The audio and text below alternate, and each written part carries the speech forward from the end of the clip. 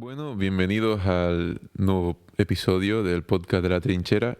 El primer aviso es que será el primero en lengua inglesa, así que si me estás escuchando ahora en español, simple aviso de que, bueno, vamos a cambiar.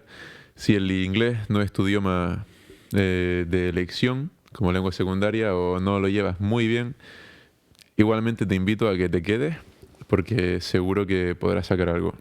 Well, hi there. This is La Trinchera, one of the components of the group. I'm Julian. Well, I'm going to be leading the first episode we do in the English language. It's something that makes you feel hyped and also, well, a bit shy. Because, well, many people that are close to me or that I have, had strong relationships, were in English. So at the moment, they didn't have access to this project that I was developing, which is also very personal. But now, well, they can. So it somehow feels like getting naked for the first time in a beach or something like that, if you wanna take it that way. But yeah, I guess we all feel like we're hiding ourselves in some situations. So right now there is no space for that. Here I am. Hi guys. Probably the people that are listening to me now in their houses or in their car that were close to me at some point feel this is going to them. So yeah, this is it. In the episode of today's English podcast, I feel also very happy that it's with this person I have in front of me, because, you like when things are done nicely when you're doing with the right people. So this is the same thing. This is here, Julian, with Jonathan Burnham. Right now, in a moment, I will give you the microphone, Jonathan. I will introduce you for a moment. Jonathan Burnham. He's from Israel and he's 26 years old. He's, if I'm not wrong, he's also a sculpture student in Florence, also a rock climber. Hi, Julian, and all the listeners wherever. Good to be here and happy to join on your special project, and just have a nice talk, a nice conversation about the topics. Thanks, Jonathan. La Trinchera, it's something very without a form. It's not something very limited, but the goals we had was somehow creating a space for talking about interesting things of a philosophical nature, artistic, or some space also to make shows, as we have done in our previous season. This is the second. It's going, it's rolling. So I'm very happy, very pleased to begin probably what it's been the first artistic interview here. So yeah, if you mind, Jonathan, I have here some notes, a couple of questions I think would be interesting for me to make and for people to listen to your answers, right? So first, some personal background, right? I know that you were, before we will get to the point that you're a sculpture student now, right? Before you were a sculpture assistant. Could you tell us something about that? How would you sum up that experience? Because, yeah, sculptors have assistants. This is something I didn't know. So, yeah, if you could explain us. Sure. So, basically, a lot of art areas, fields have like some more artistic and creative aspects to them, which are like mostly what the artist does. And then there's a lot of like technical aspects, depends on the medium. So I mean, also painting has like technical aspects of materials and stuff like that. The nature of sculpture being like a physical material has a lot of technical aspects and work involved. So it like from building armatures and like frames and molding and casting. So that was something I did as a sculpture assistant, basically. And what you get from that, what I got from that, is also a lot of experience and learning this side of the craft more than an art, you could say. This was really major because there are a lot of skills that are more than just creating the sculpture in clay, or more than, I mean, drawing or painting, and I mean, it comes to all fields of work. But also just to be around a professional artist for a while and to see not only like how he does things, but also what he's doing, how his day looks like. That was really a learning experience for me to do that for a while. Did I answer most of the question? Yeah, certainly you did answer, Jonathan. Yeah, don't worry to not get into the details because we're gonna do that as we get through the conversation. I just wanted, so people know something more about you, because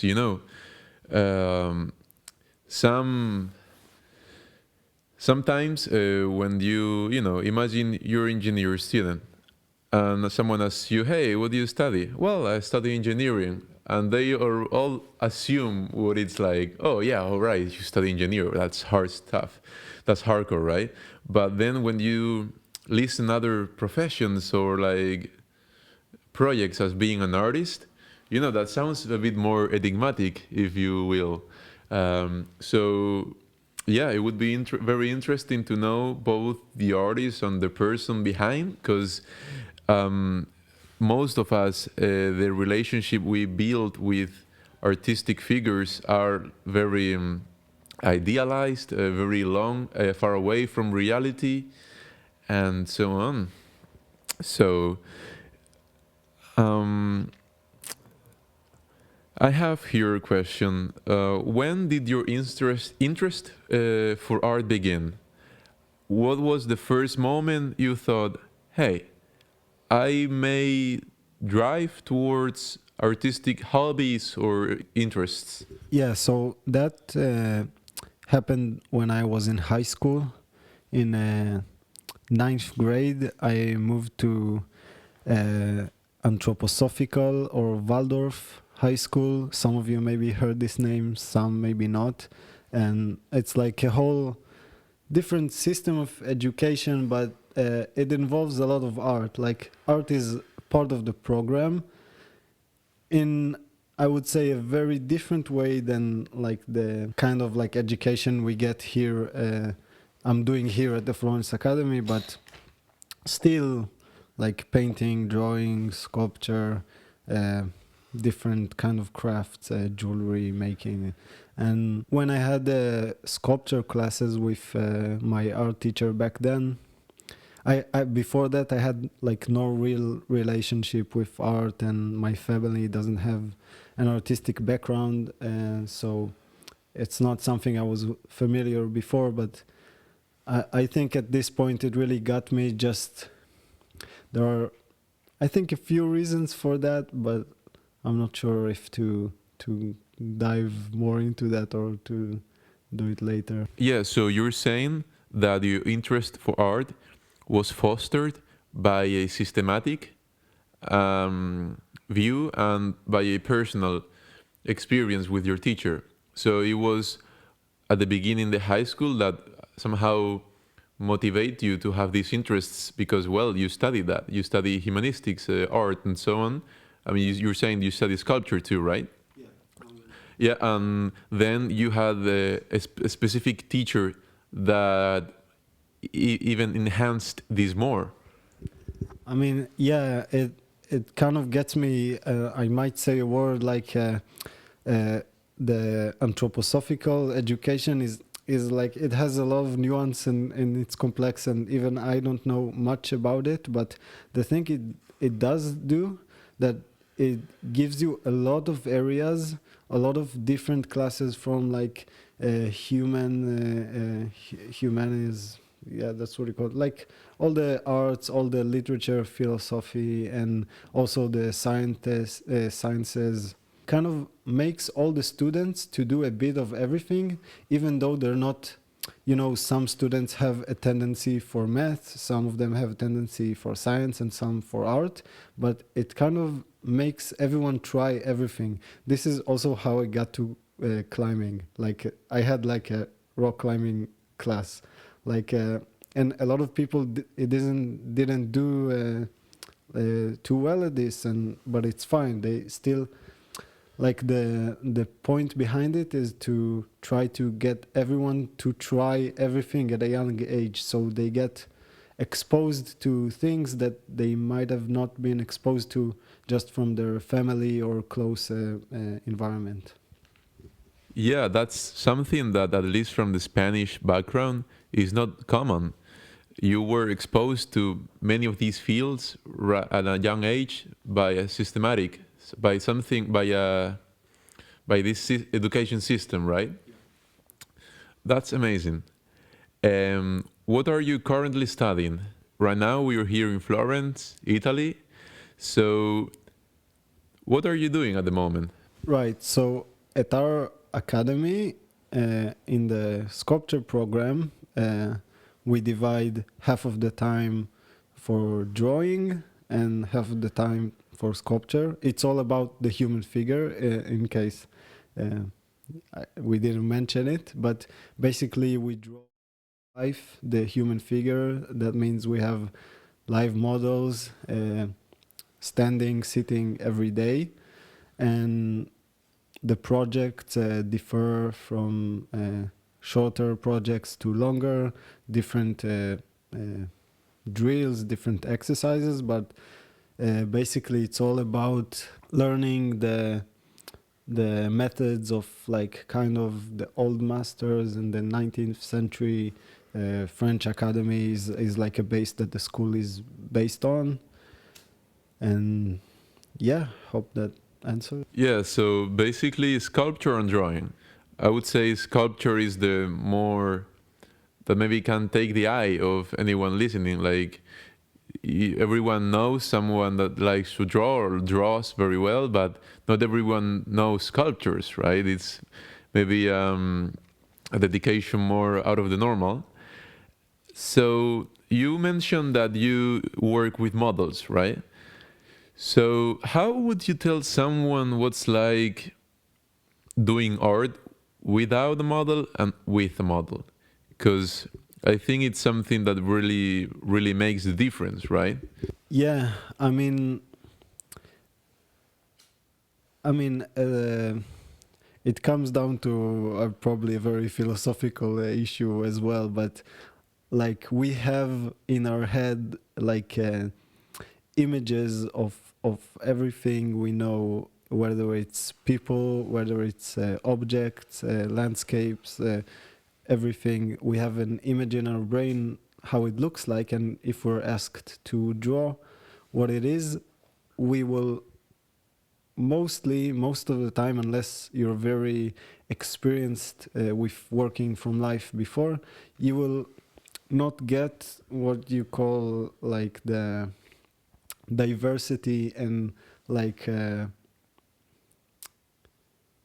diversity and abundance of things you can't predict that happen in nature, on live people, on live objects, or so that is the big difference, and this is why we study from life, whether it's a still life or a live model or whatever it is.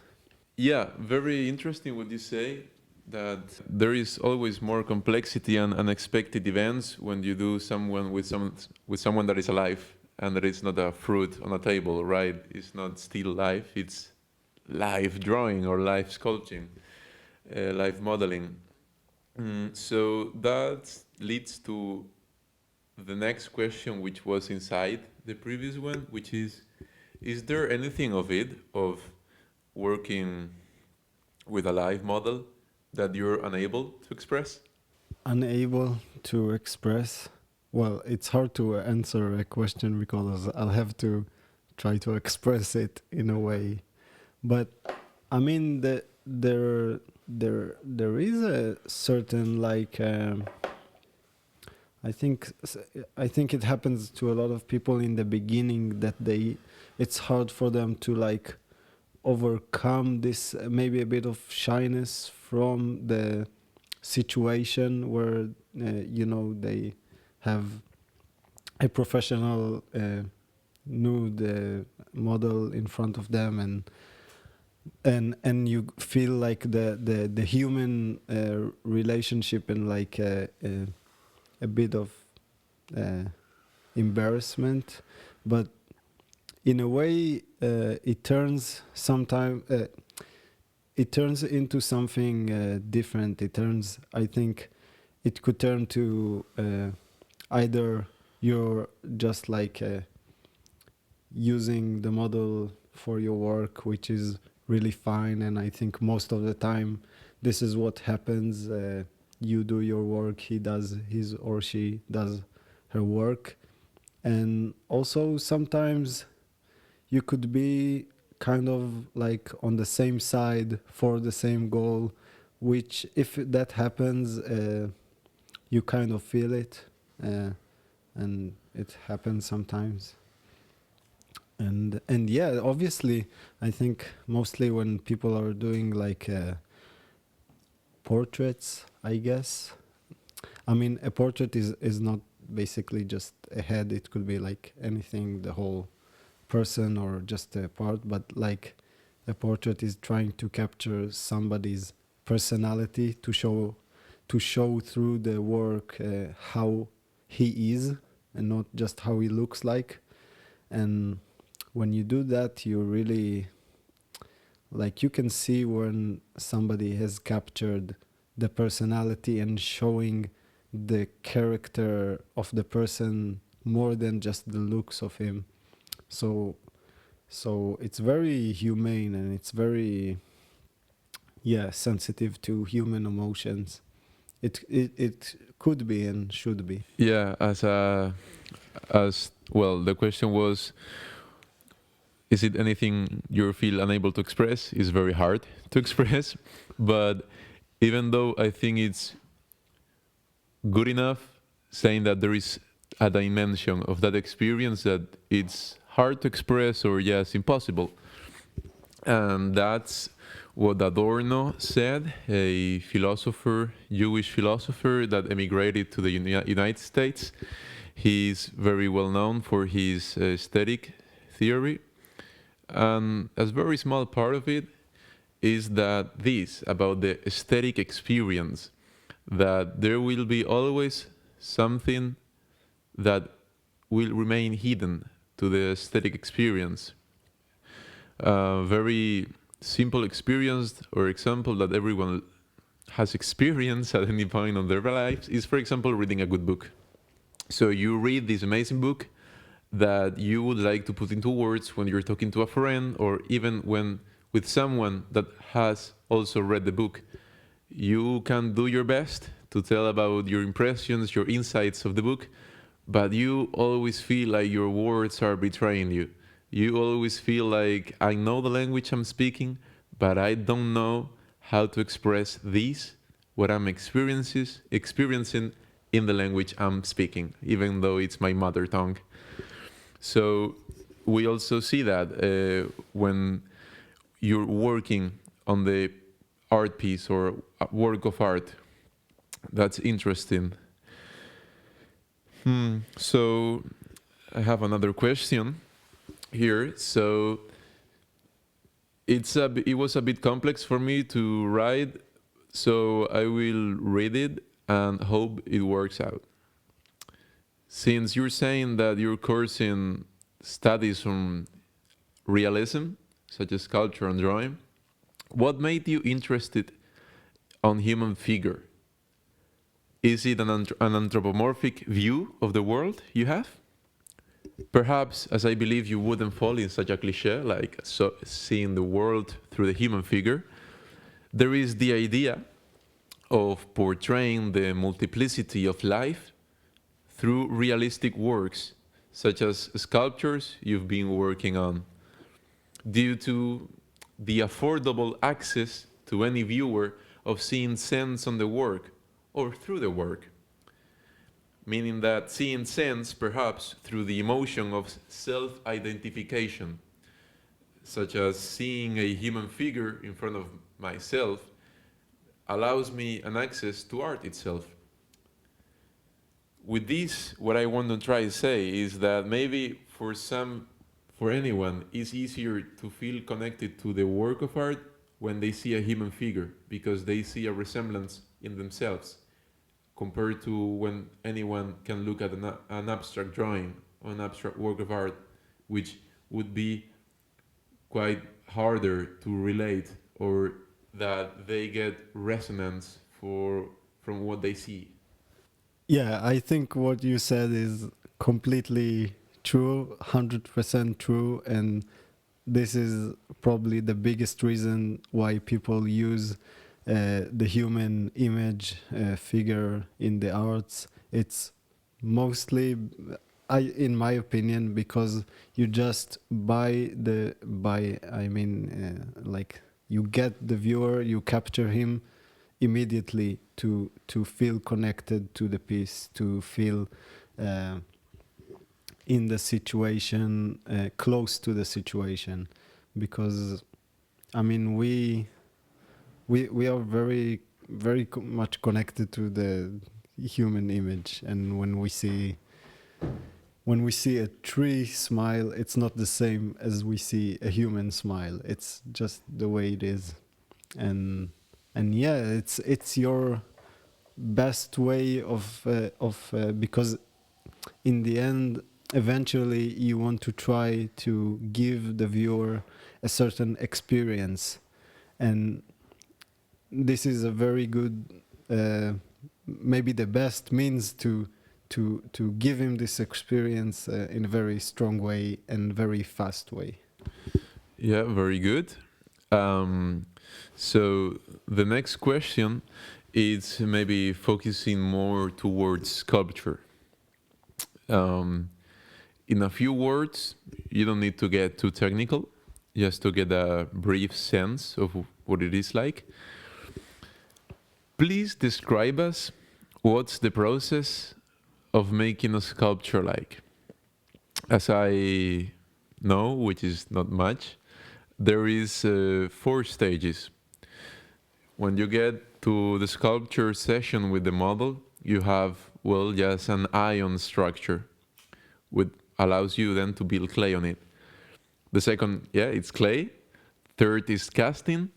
And 4 is the mother mold.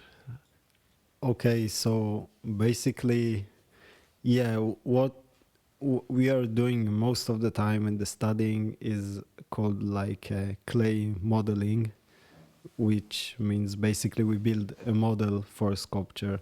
It's not the finished actual sculpture, but we make the model out of clay.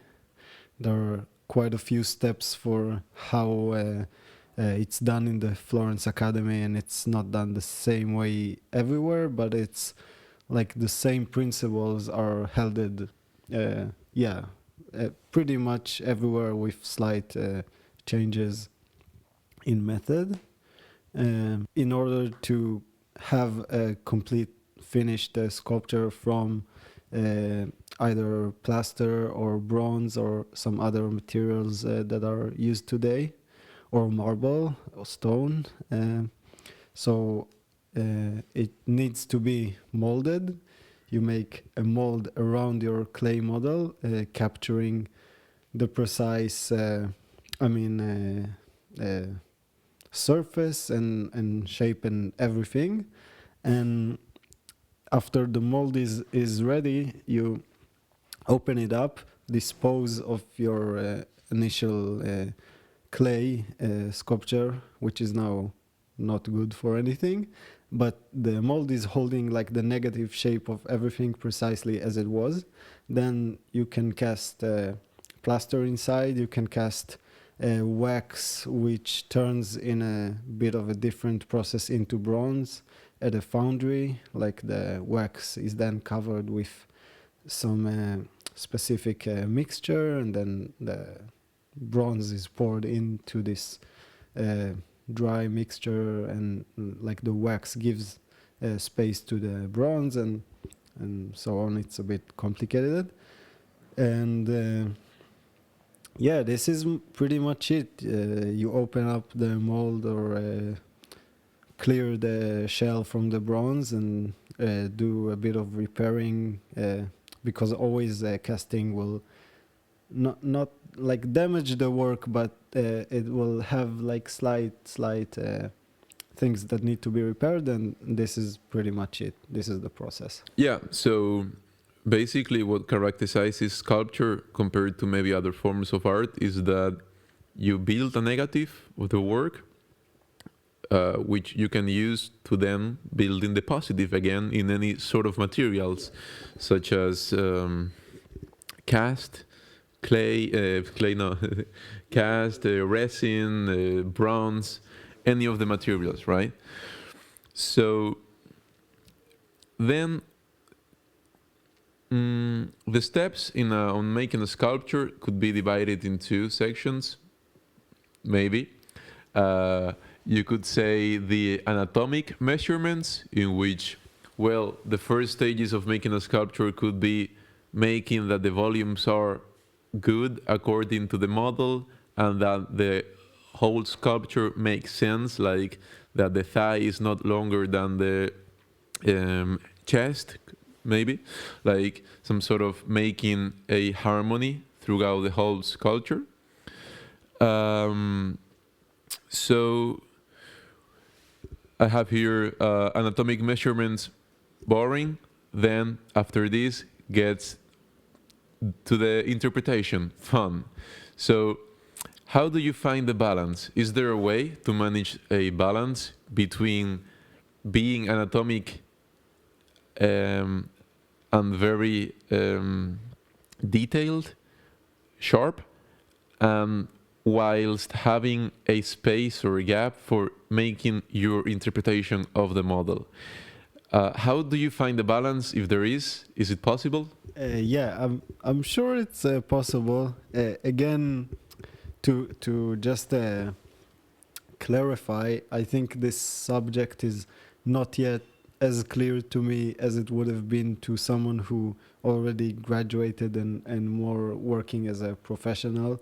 But I find the anatomy and proportions not really boring. They might be a necessity, but again, it's like a necessity that, first of all, it's really interesting. Once you get into it, start to learn like what your body is composed of, a lot of like tricks to understand and break down people's proportions.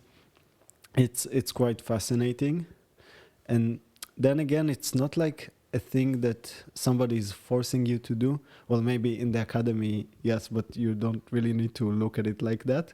It's more, like I said before, it's like it's just a tool, because the more believable your work is, which means if it's a human and it has decent proportions or good proportions, it's more believable than if it had bad proportions. So you can get the viewer to have more trust in it.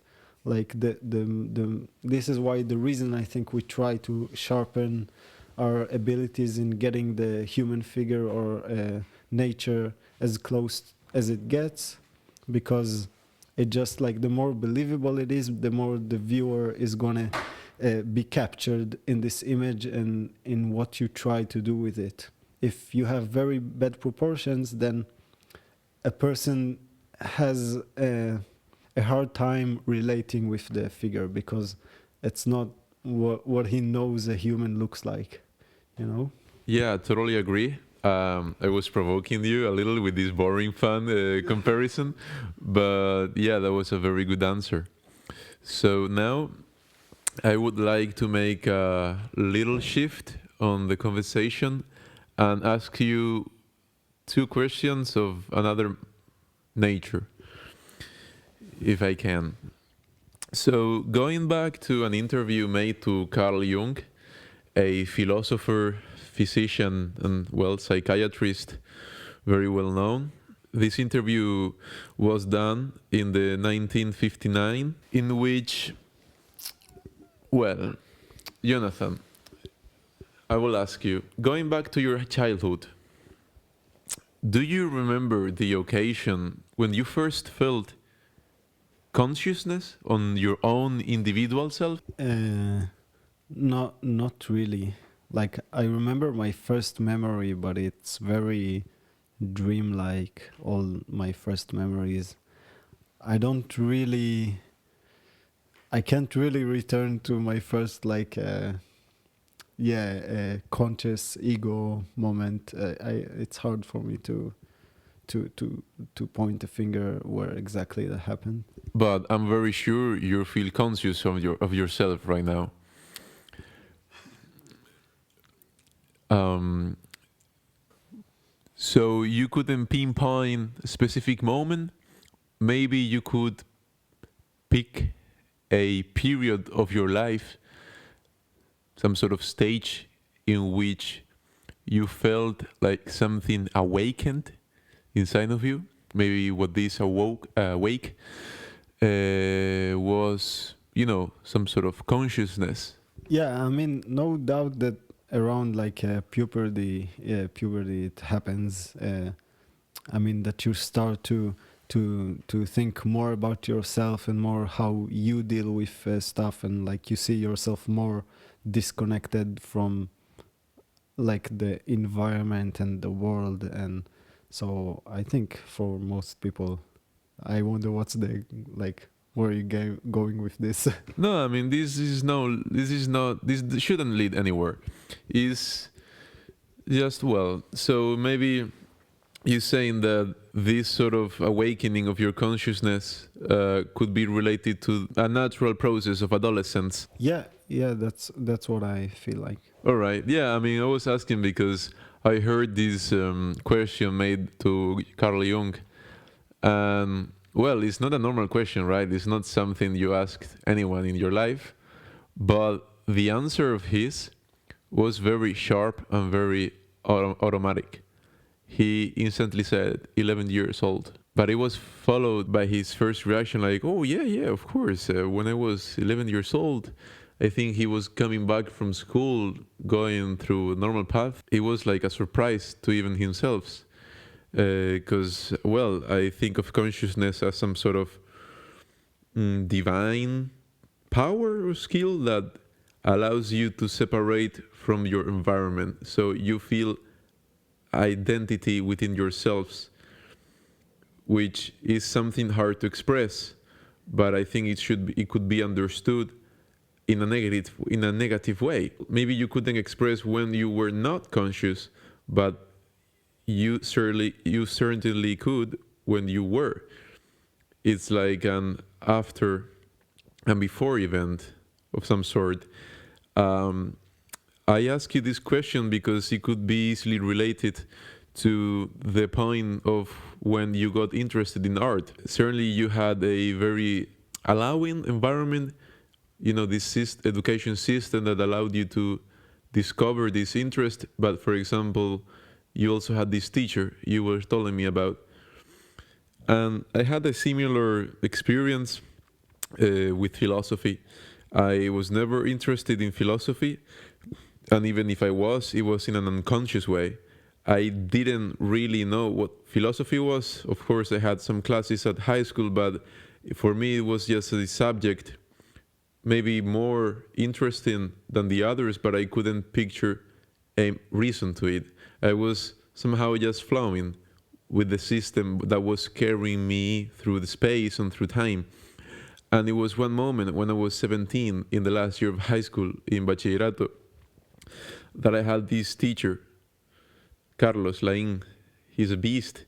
We had classes at 8 a.m. 4 times a week. And through the first couple of months, something was awakening. I would find myself smiling to him while he was talking, and he realized this when he was citing Plato or Aristotle, and I was just so stoked of being there. While at the same time, I met a very influential friend for me from that point, Eduardo. We, well, talked about philosophy and trained CrossFit together while we were 17 to 18. And he told me, well, I want to study philosophy. And that was an awakening point for me because I realized, damn, this is something you can study. And I discovered that right at the point I was developing this huge interest and joy out of this discipline. So if you asked me, Julian, what was the point you felt you had consciousness? To be honest, I wouldn't be able to pinpoint an event like Carl Jung did. Certainly not before 12. I mean, when I was 12, I was, probably this is common to everyone's adolescence, but you're just running against the walls to see where you can walk through and where you cannot.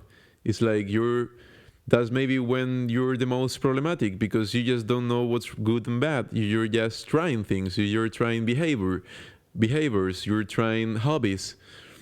You're very plastic. But certainly when I was 17, it was a breaking point in my, life course.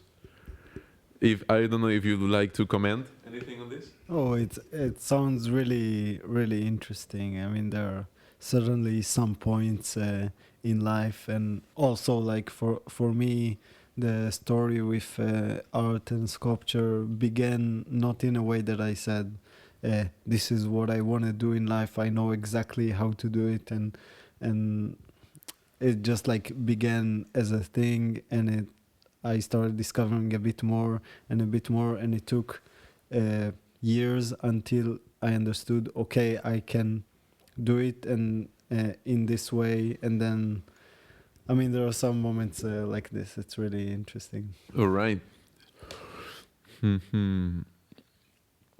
So now I have a couple of questions maybe related to art in a general sense. I wanted to make you questions that are art related, especially to the field you're closer, such as sculpture, and maybe comparing it to others. So we have some sort of dialogue between the different fields of art. I'm not an artist, but that's why you're here, Jonathan. So we can all learn from an artist himself. How do you feel about this, Jonathan?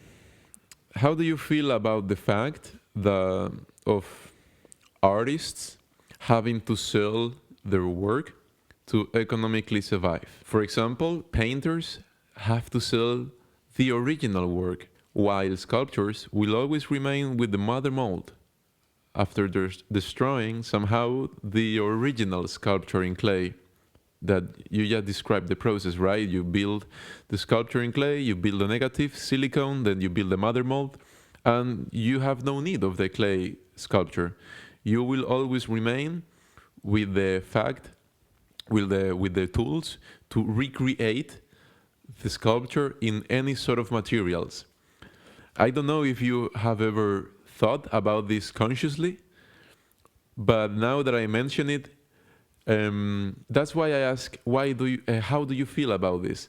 Because probably there is some emotional attachment to your works, and I can imagine how painful could be for a painter selling their drawing. Yeah, I mean, in a way, it's something a lot of sculptors and artists think about, how, parting from your work and so on. I guess in a way it's harder for painters to give their paintings and sell them. but still the way it works in sculpture, I don't think it's like that. It really works like that by law or something. I think Rodin started a custom. This custom, and I think people like this is the standard today for sculptures, for bronze or resin, to have additions, which means that when you do the first cast, let's say you cast your sculpture first time in bronze, you have to carve on it like 1 out of something. It could be 1 out of 3, an addition of 3, 5, 10, 20, whatever.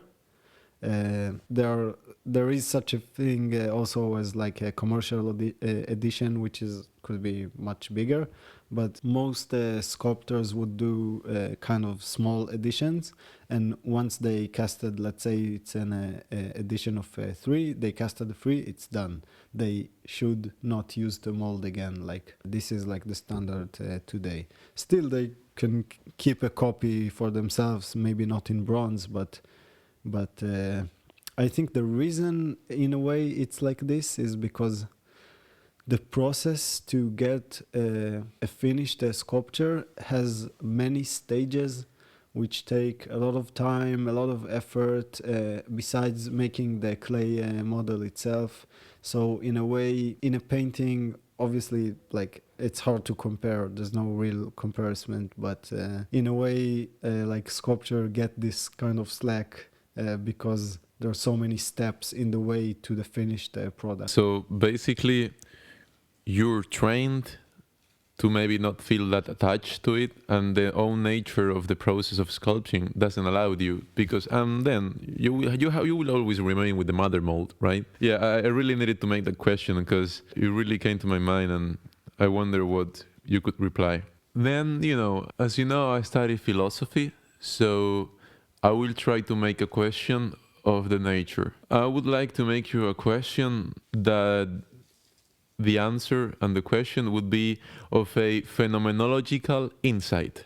I know it's a horrendous word, it's too long, but don't worry, because the sense of it I think is quite simple. Probably everyone that thinks about it a little and listen to me at the moment will agree. There is a difference between a physical point of view and the other that I will describe in a moment. A physical point of view would describe a house. That would be a physical dimension. A house, meaning like 4 walls and a ceiling. That's the material point of view, physical. But then, not every house becomes a home. You don't feel like in home in every house. For many reasons. We will not get into that now. But then we realize there is a dimension above or beneath the physical, which is what we call phenomenological, or a sense dimension, which is some sort of comprehension that allows you to be in a concrete environment. For example, a family would only develop itself in a homely environment. So, taking this to sculpture, do you feel closer to some sculptures more than others? And second, have you ever felt like a work is not yours? That even though you made it physically, but the comprehension you have of what you're seeing and what you've made doesn't match with what would naturally be associated with your own sculpture, as sometimes we tend to think of a house like a home, but sometimes we find a mismatch and we struggle to understand why, because we don't comprehend reality like in a physical way all the time. It's not like a sum, it's not 2 + 2, we get a home. It's not like I build a sculpture, it's part of me. Well, you should answer this last question especially. Yeah, so very much in a way you can say I feel more. I don't know if you meant if I feel closer to sculpture or work that I made in, or just in general, like I can feel really connected to some of like other people's work, other artists' work, just as you can be connected to a certain song or something. You feel you have a relationship with a book or song that you really like. But yeah, this happens a lot, and I think it's very relevant to an art student that you feel like most of what you do. I feel like that. I don't know about. I didn't ask that too much, but I know some other close people are feeling the same. That you feel like work that you do at school, at the academy, is not really your own. I mean, all of your skills and mistakes, they all come out there. They're all there. It's your decisions. It's everything's yours. But the whole setup, the whole intention, like you don't involve yourself in the, I guess, creative side of it, which is a lot in art. I it's hard for me to say. I don't want to say it like that in science or computers, like you just study the technical stuff and then it's yours and it's all about this, because obviously it's not. But in art, it's really a big part of it to make the big decisions, not just about the whole project or which we don't get to do in school, or we only slightly take choices to here and there. And I'm saying this not as a bad thing. It's a good thing, because we have all the time and to study the technical issues, and school makes it simple to tackle this very hard assignment of breaking down and drawing and sculpting the figure. But still, very much I feel this about a lot of my work, that it's not really mine, like what I'm doing at the academy. Thank you for expressing this struggle, which, as you say, it happens to many artists. I would like to ask you the same question, but from a different point of view. I mean, I think we had this conversation in which I asked you if you had read Dorian Gray's Portrait, this book by Oscar Wilde, in which I will not spoil you, but I think we already talked about this specific thing. So, for any reader of that book, or any future reader, because yeah, I think it's a book worth reading for anyone, there is this scene at the beginning of the book in which a painter paints the model. And at the end of the painting, the painter, Basil, tells Dorian, the model, that he could keep this painting because it didn't belong to him.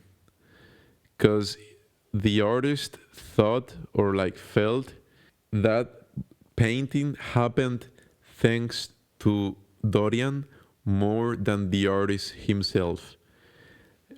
This is also complemented by the rejection of Basil, the painter, to publishing this painting in an artist show, in a gallery, or anything of the kind, because he says he put too much of himself in it, put too many feelings, too many of his persona, but as a response to the huge impact and emotional effect that Dorian had on him. I don't know if it's a struggle that any artist could feel identified or could at least understood why this happens, that the artist owes so much to the model inside of the artistic procedure and this aesthetic experience. So if you would like to comment or try to reply to this. Yeah, I think it sounds like the way you described it, that Basil, is a very good, very profound portrait artist or painter, and I think that to come up with those emotions, it's very very interesting and like sounds realistic. Sounds like it could happen. I mean, and also I think it's like a part of a good reason to do art and to do pretty much everything in a serious, profound way, to get surprised, to get different feelings and different experiences, and not to work in like a factory kind of mode. But very, very good story. All right. So yeah, I call this the Dorian Gray's complex. So to finish this very interesting conversation, actually, I have a final question, which is headed to your conception of an artist. How do you understand an artist? So it goes as follows. Is there an idea of artist you have in mind? Do you think of an artist as having a required curriculum of knowledge, such as, for example, philosophical insights? I'm not saying that like every one that considers themselves an artist should have this, but we all have ideals of what should and what should not. So I found this question interesting. Yeah, very complex subject to try to say who's an artist, who's not, how an artist should be like. I think mostly you have to decide that for yourself. I mean, because it varies a lot from one field of art to another, and inside one field, people take very different approaches, very different styles, and I think it's some aspects are very, like in my opinion, very important. Just that an artist should never like decide that this is what he's doing and he found like the formula and he's just like sticking with it. This to me sounds is not such a good way to go. Like obviously you learn and you develop and you learn from your past and you work toward, like you learn from your mistakes and lessons. But still, I think it's really important not to be, this band that all their albums sound kind of the same because the first one was successful and they just keep this recipe.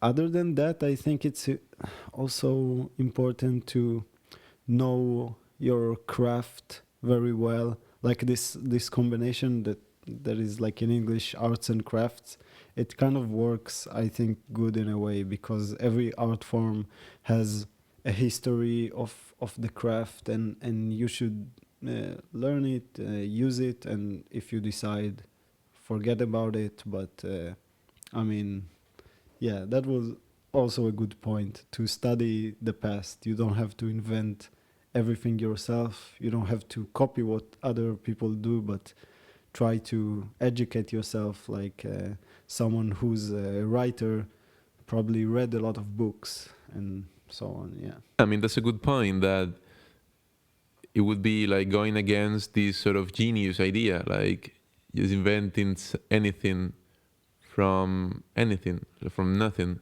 Yeah. I think my question was a bit more leading towards an holistic education. Like you could not be an artist if you didn't have some sort of humanistic background, for example. Maybe how could you express through your art, even though it can be very good, when you lack the philosophical background, which is, again, studying a tradition? Like, how could you relate concepts to art when you're lacking your concepts formation, your studies on the philosophical tradition or humanistics? Would it be then, if this wouldn't be the case, that you have both backgrounds, could it be that you fall in some sort of just making beautiful things? Should the artist have the role of having a background that allows the work of our art to make symbols or to express more elevated things. I mean, getting too deep into this would be too complex, but just, wanted to know your view that if you have some sort of view of the artist as managing some sort of holistic knowledge in humanities. Yeah, so I agree with that. I think a lot of people may find it maybe not so true or not so precise, but in my opinion, like an artist should have as much as he can, like a vast knowledge of humanistics or even sciences of just or just because everything and you learn could find its way into a more interesting artwork. There's no doubt that if you that the combination from many different fields can add up to something that is really interesting. It happens all the time in art, and it happens in other areas as well. Yeah, so I very much agree that a good knowledge, and also because if to get even more into that, I think maybe it's some people won't agree on that, but I think you could say that art is more into like the emotional aspect of the human being, and like more than the other aspects, say the physical or the mental aspect. So if you are dealing with this medium that concerns and addresses mostly the feelings of humans, and you're using human images to do that, so yeah, you might as well try to study the field and what people learned and wrote about it. I'm not saying you have to like go crazy, but I mean, as long as it interests you and you probably feel like you're getting more ideas, because eventually as a student, you go to the studio, you have an assignment, you work, you try to do the best you can, but artists in their professional life don't really work like this. They have to come up with ideas, they have to be creative with things that people might ask them to. They have to have this sight for things that are interesting visually, yeah, and yeah. So I very much agree with what you said, that an artist should study philosophy, literature, music, whatever. It helps a lot. Well, thank you so much for answering these questions. Especially the last ones were a bit more complex, but I think they are worth trying to reply, and they're worth making them. Well, Jonathan, thank you so much for replying to all the questions, especially the last ones, which were a bit more dense or harder to answer. They were also a bit hard trying to write them, but I think it's worth writing them and answering them, even though you don't have very much a clear text or very much a clear answer, which I really think you did. So thank you so much for like being maybe brave, or well, brave of coming here, which is something normal people don't do in their normal days. But well, I think it's fun, right? Many times, I mean, most of people have interesting people around themselves, but they don't look at them like a normal person looks up an artist or looks up a famous person, because they don't have that huge barrier, which is space or time or both. But I think this format is interesting because it allows you to behave in the way you would do with a very decent artist with people around you, which, guess what? I mean, it's not that hard to find interesting people, because most of the times they are already your friends or close to it. So yeah, well, if you would like to do final words. Yeah, thanks, Julian, very much for having me, and it was a really cool experience, and yeah, thanks a lot. And I think in the beginning you said you were starting to talk and saying, well, I'm not an artist, but but I think you're, in a way, first of all, I think philosophy is very much, and I won't be the first to say that is an art form. And also, like, just this podcast is, not so very much from drawing or painting, to just put a spot on something, put a frame around it, and trying to show the world something that you noticed, and maybe they didn't notice, they walked by, but you spotted it and you want to kind of put it in a frame and show it. So thanks for that. Thank you for your words, Jonathan. And yeah, to finish, I would like to add something of what you said now. There is this other concept in philosophy of making the invisible visible, of aesthetics. Aesthetics, what is it about? About the things you sense, and you have a few senses. One of them is visual or auditive, but the aesthetic sense, like realizing that something is there. Probably this is the goal of this episode, making people realize what is there. Well, they just discovered you, Jonathan, but I think it could go deeper. They could go deeper. Everyone could go deeper in this idea and starting to see those things in their normal life, everyday life, when before they were invisible. They didn't sense them. They were just, well, part of their normality. But I think we all could get something out of this more naive point of view, or like, behaving like a child, that everything should be considered new, or everything should be considered interesting, or at least worth trying.